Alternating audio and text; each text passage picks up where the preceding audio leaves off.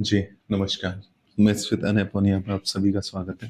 सभी का स्वागत करता हूँ अपने इस नए यूट्यूब चैनल मैथ्स विद अनैपन यहाँ पर। देखिए, आज हम एवरेज स्टार्ट करने जा रहे हैं और आप में से बहुत सारे लोग ऐसे होंगे जो ये देख रहे होंगे कि केवल 20 ही सब्सक्राइबर हैं। देखिए, जब शुरुआत होती है तो 0 से ही होती है शुरुआत। तो आज हम शुरुआत करते हैं। आप सिर्फ मुझे 10 मिनट दीजिए। 10 मिनट में आप ऑटोमेटिकली अंतर पता कर पाएँगे कि अंतर है क्या मेरे पढ़ाने में और दूसरे यूट्यूबर्स के पढ़ाने में। चलिए शुरुआत करते हैं। देखिए, अगर एवरेज को देखा जाए तो इसका एक ट्रेडिशनली फॉर्मूला है जो हम बचपन से पढ़ते हुए आ रहे हैं। वो है sum of all observations upon total number of observations. Number of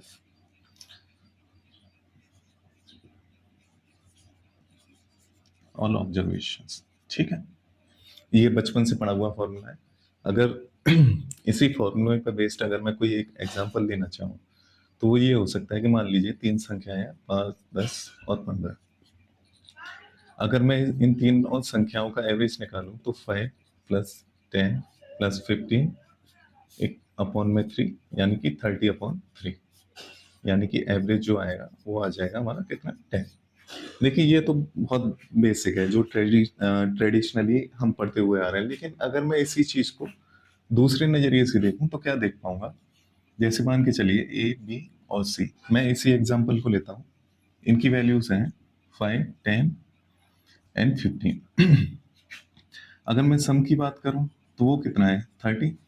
ठीक है, अब मैं आपसे कह रहा हूं कि आप ऐसा कीजिए, ये जो सम है ना, आप ए, बी और सी तीनों में डिस्ट्रीब्यूट कीजिए। तो आप क्या करेंगे, आप ले सकते हैं कि ए की वैल्यू 1 हो जाएगी।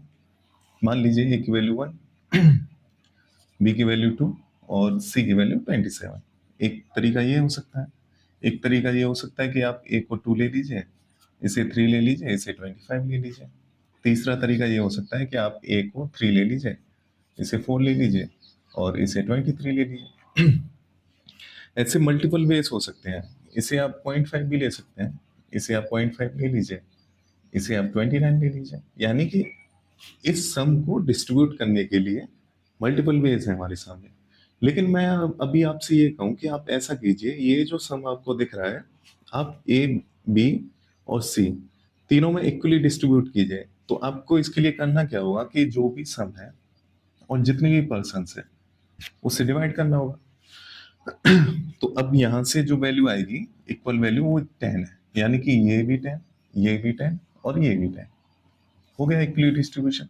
लेकिन उसे ना देखते हुए आप इसे देखिए और फिर आप इसे देखिए, क्या ये दोनों चीजें सेम नहीं दिख रही हैं आपको? बिल्कुल।